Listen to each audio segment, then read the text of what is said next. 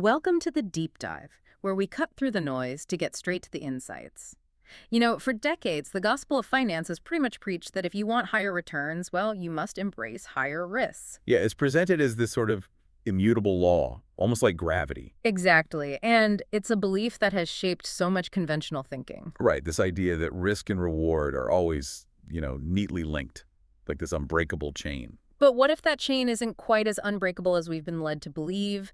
What if there's maybe a different path, one that lets you genuinely aim for those outsized gains while rigorously minimizing your downside? Well, that's exactly what we're digging into today. We're cracking open Mohnish Pabrai's book, The Dhandho Investor. And it champions precisely this radical idea. It really does. Mhm. The core of Dhandho investing isn't just about finding good companies. It's about getting high returns with, surprisingly, low risk. Low risk, high return. Yeah, Sounds counterintuitive. it does. But it's built on this singular asymmetric principle. Heads, I win. Tails, I don't lose much. That's the guiding idea. Heads I win, tails I don't lose much. That's the heart of it. That's the beating art, yeah. Okay, so if you're listening and wondering how to apply this seemingly, too good to be true philosophy in the real world, well, you're in the right place. We're going to distill the essential nuggets you need, how to engineer that asymmetry in your own investments. Right, this heads I win, tails I don't lose much thing feels almost like a cheat code. So how does Pabrai suggest we actually make that happen? Well, he lays out a foundational guide. He calls it the Dhandho framework. It's basically 9 principles designed to help you make those really asymmetric bets. 9 principles. Okay, let's walk through them. What's number 1? The first one is simple but crucial. Focus on buying existing businesses. And specifically, he means publicly traded stocks. Okay, why stocks? Why existing businesses? Well, this is absolutely key to the tails, I don't lose much part. Think about it. Starting a new venture from scratch. Your money can vanish, like overnight. Very risky. But established, publicly traded companies, even the ones struggling, they rarely just disappear instantly. There's usually some underlying value, some assets. So that inherent stability limits your downside, even if you're aiming high on the upside. Exactly. You're limiting that tail risk right from the start. Got it. So pick from the existing pool. Don't try to invent something brand new, which leads us to principle number 2. Right. Number 2 is buy simple businesses and industries with a slow rate of change. Simple businesses, slow change. Sounds like Warren Buffett. It does. Yeah. Buffett famously said, change is the enemy of investments. And Pabrai echoes that. Think Coca-Cola or McDonald's. Right. You can pretty much picture them existing in 50 years. People will still need to eat and drink. Almost certainly. But what about, say, Facebook or Netflix? The tech landscape changes so fast. Much more uncertain. Way more uncertain.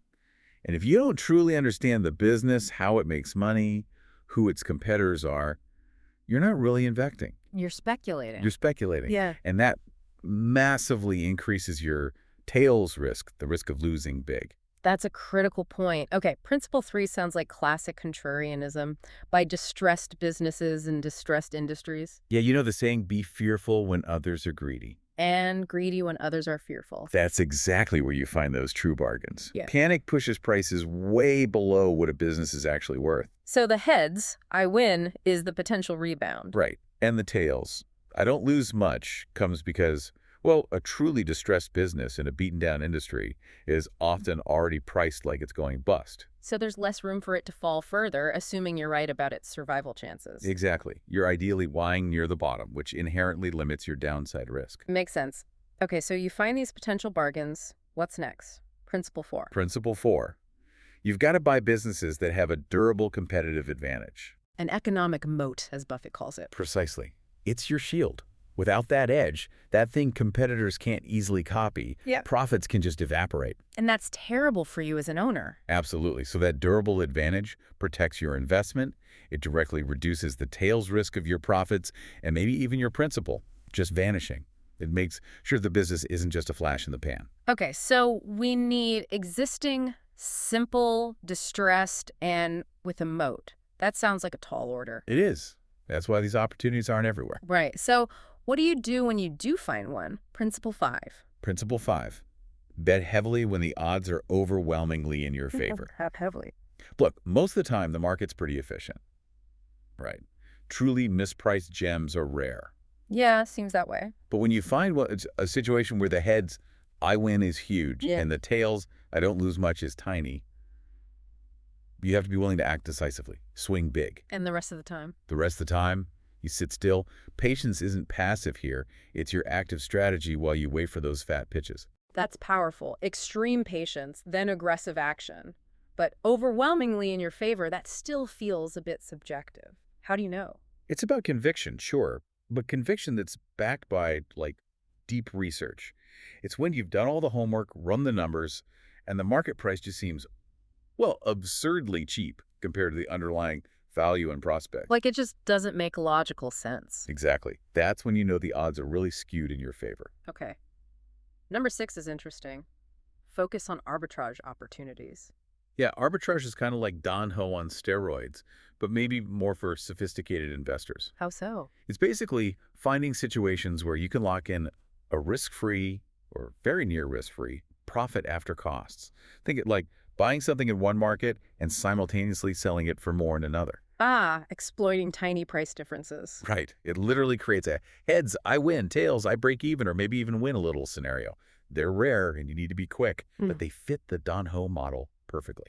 Gotcha. Okay, Principle 7 takes us back to basics for value investors. Buy businesses at a big discount to their underlying value. Ben Graham's margin of safety. Absolutely fundamental. The bedrock, really. Totally. You never buy without it. It's your cushion, your built-in buffer. It acknowledges, hey, you might be wrong about your valuation or things could go unexpectedly sour. So that gap between price and value is your ultimate tails? I don't lose much protection. It is. It helps absorb errors or bad luck, protecting your principal investment. Okay. Principle 8 introduces a really interesting distinction. Look for low-risk, high-uncertainty businesses. Hang on, aren't risk and uncertainty kind of the same thing? See, Pabrai argues they absolutely are not. And this is a critical Dhandho insight. Okay, unpack that for us. An investment can have a huge range of possible future outcomes. Maybe it does okay, maybe it does fantastically well, maybe it struggles a bit. That makes it highly uncertain. Right, lots of possibilities. But the actual risk, the chance of taking a large permanent loss, might still be very low if you've bought it right, applied the other principles, like margin of safety. So a wide range of outcomes doesn't automatically equal high risk of losing your shirt. Exactly.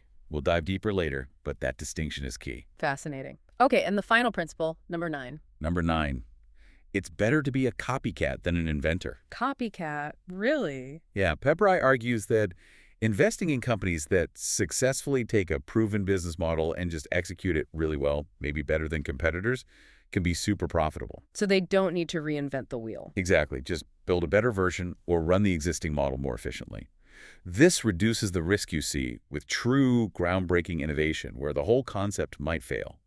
It shifts the focus from invention risk to execution risk. Which can be easier to analyze. Much easier generally. Okay, wow. That's the framework.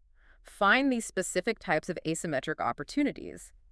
But finding them is one thing. Once you've got one, how much money do you actually put in? That seems just as crucial. Oh, absolutely. Investing isn't just about finding good odds. It's about sizing your bets correctly when you find them. Right. So how do we think about that? Well, let's use a thought experiment.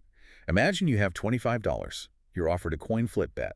Heads, 60% chance you double your bet. Tails, 40% chance you lose the entire bet. It's clearly a good bet. The odds are in your favor. But how much of your $25 do you wager? My gut might say go big, but maybe not all of it. Exactly. It reminds me of what Charlie Munger said. We look for the horse with 1 chance in 2 of winning, which pays you 3 to 1. You're looking for a mispriced gamble. That's what investing is, yeah. But like you said, even with good odds, going all in seems like a bad idea long term. It's a recipe for disaster. If you keep making all-in bets, even favorable ones, eventually that 40% chance hits and you're wiped out. Game over. There was a study on this, wasn't there? Yeah, a fascinating one. They ran this kind of scenario and something like 28% of the participants went completely bust. And get this, 66% actually bet on tails at some point. Wow. Shows how psychology messes with rational decisions. Totally. Fear and greed override the math. So if all in is out and just guessing is bad, how do you figure out the optimal amount? Is there a system? Thankfully, yes. There's a mathematical tool called the Kelly formula. The Kelly formula. For our coin flip example, with the 60-40 odds and doubling your money or losing it, Kelly suggests betting 20% of your total account on each flip. So $5 on the first flip out of the $25. Exactly. The formula is designed to calculate the fraction of your bankroll you should bet to maximize your compound growth rate over the long haul without going broke. A formula that tells you exactly how much. Yep. That sounds almost too neat for the real world. Does it work? Well, it works mathematically to maximize long-term growth, Mm. but applying it purely can be intense. How so? I ran a Monte Carlo simulation. Basically thousands of random trials using the Kelly formula, 20% bet for 20 coin flips. The results were wild. Wild or wild bad? Both. While the average outcome was great, the volatility was huge. The worst performing simulator participant ended up with just $3 from their starting $25 after 20 flips. Ouch. That would be tough to stick with. Exactly. Pure Kelly is often described as not for the faint of heart. Most real-world investors couldn't stomach those kinds of swings, which is why many use Fraction Kelly. Fraction Kelly, like dial it back a bit. Precisely. Maybe you only bet half or a quarter of what the full Kelly formula suggests. It reduces the volatility, makes the ride smoother, even if it slightly lowers the theoretical maximum growth rate. Right. It's much more practical for actual human beings. That makes a lot more sense for managing emotions. Okay, so Kelly helps size the bet. But it needs inputs, right? Like the odds and the payout. How do you figure out the payout, the intrinsic value of a company? That's not as clear as a coin flip. You're absolutely right. That's the art part. Figuring out intrinsic value isn't an exact science.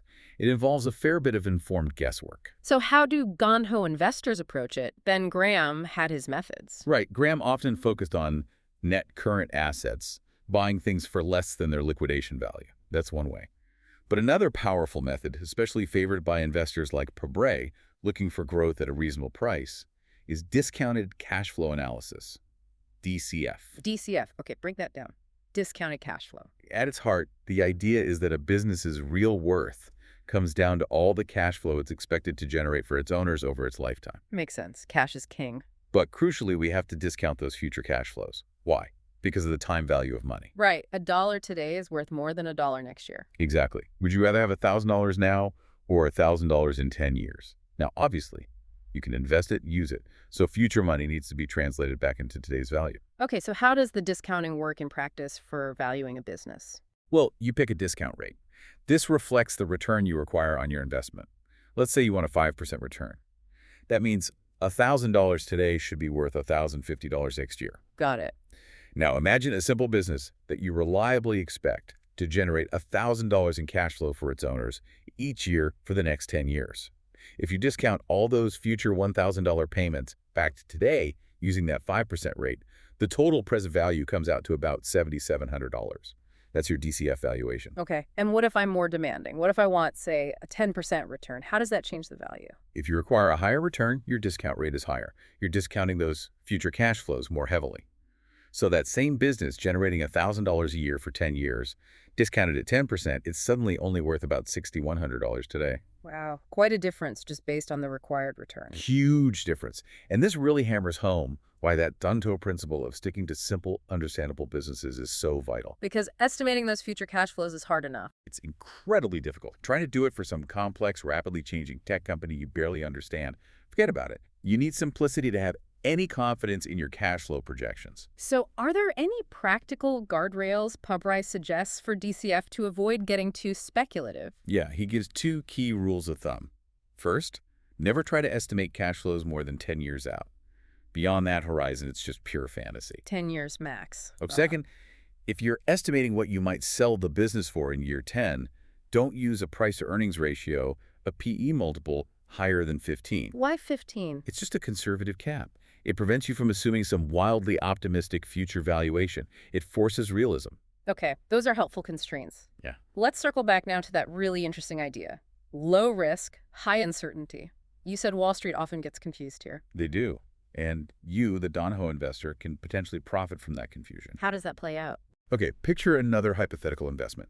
There's a 10% chance it returns 1,000%, a 40% chance of 300%, a 40% chance of losing 20%, and a 10% chance of losing everything, a 100% loss. Okay, wide range of outcomes there. High uncertainty. Definitely high uncertainty. But if you run the math, the expected value is fantastic. Yeah. Kelly might suggest betting, say, 75% of your capital on it. It's mathematically a great bet. But Wall Street wouldn't touch it. Many wouldn't, especially the big institutional players. Why? Because the uncertainty.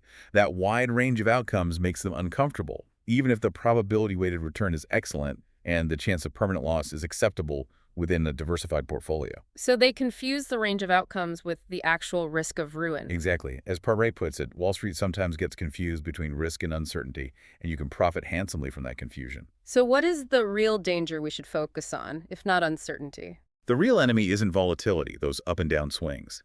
It's not even uncertainty itself. The true danger is taking a large, permanent loss that knocks you out of the game, or a series of losses that does the same thing. That makes sense. Preserve capital to play another day? Right. Wall Street, on the other hand, often prefers low risk and low uncertainty. Predictable, maybe steady 10% returns with a tiny chance of loss. But those opportunities are rarely cheap. Almost never. Because everyone wants them. The Dhandho investor looks where others are scared to look high uncertainty, but where analysis shows the risk of permanent capital loss is actually low, especially given the price. So the actionable advice is do your DCF homework, maybe map out a few scenarios, pessimistic, realistic, optimistic, assign probabilities. And then let the math, let Kelly guide your bet size. Don't shy away just because the outcome isn't certain. Embrace calculated uncertainty when the odds are favorable. That's the edge. Capitalizing on Wall Street's fear of the unknown when your own analysis says the underlying risk is manageable. Okay, we've covered finding opportunities, sizing bets, valuing businesses, but investing is a round trip. What about selling? Having an exit plan seems just as important. It's absolutely critical. Making the investment is only half the job. Pabrai has a clear rule here, too. What's his golden rule for selling? He says, any stock that you buy cannot be sold at a loss within 2 to 3 years of buying it. There's a key exception, though. Okay, hold for 2 to 3 years even if it's down. Unless you can say with a high degree of certainty that the current intrinsic value is less than the price that the market is offering. Okay, so don't sell just because the price dropped, unless you genuinely believe the value has dropped below the current price. Exactly. Think about how fast market prices swing versus how slowly the fundamentals of a real business actually change. Right. Mr. Market's bipolar behavior, as Graham call it. Precisely. Don't get sucked into his mood swings. Give your investment thesis time to actually play out. That 2 to 3 year window is designed to force patience. But you can't wait forever, right? There's an opportunity cost to having your money tied up. Absolutely, there's a real cost of waiting. So 2 to 3 years is Pabrai's suggested balance. Enough time for the value to potentially emerge, but not so long that you're stuck indefinitely. And what happens after 3 years? After 3 years, he says, all shackles are off. Meaning? Meaning you can, and often should, sell at any reasonable price you can get, even if it doesn't perfectly match your original intrinsic value calculation. Why the change of heart after 3 years? Because by then, you have to acknowledge reality. Maybe your initial analysis was wrong. Maybe the industry changed in unexpected ways. Maybe a better opportunities come along. It's about pragmatism. Don't be stubborn just because of your initial number. Got it. Patience for a defined period, then pragmatism. So let's quickly recap the whole Dhandho philosophy as we've discussed it. Okay, you start with the framework. Find those specific kinds of businesses existing, simple, maybe distressed, definitely with a competitive moat. Right. Then you size your bets carefully, using Kelly or fraction Kelly so you don't blow up. Then you estimate the value, probably using DCF, being conservative, sticking to that 10-year horizon, maybe that P15 cap. And crucially, you actively look for situations with high uncertainty but low fundamental risk, because that's where Wall Street gets confused and leaves bargains. Exactly. Heads I win big, tails I don't lose much. And finally, you manage the exit with patience, that 2 to 3 year rule, but also with pragmatism after that window closes. It really ties together into a cohesive, quite powerful approach to investing. It really does. It challenges that standard risk-reward narrative, showing there's potentially another way to aim for high returns without necessarily taking on sky-high risk. Absolutely. So thinking about everything we've unpacked today, simplicity, distress, moats, bet sizing, value, uncertainty versus risk, patience, selling. Here's a thought for you listening. Where in your own life, or maybe your own investments, might you find an opportunity where that heads I win, tails I don't lose much principle could truly reshape your approach? That's a great question to ponder. Something to think about until next time on The Deep Dive.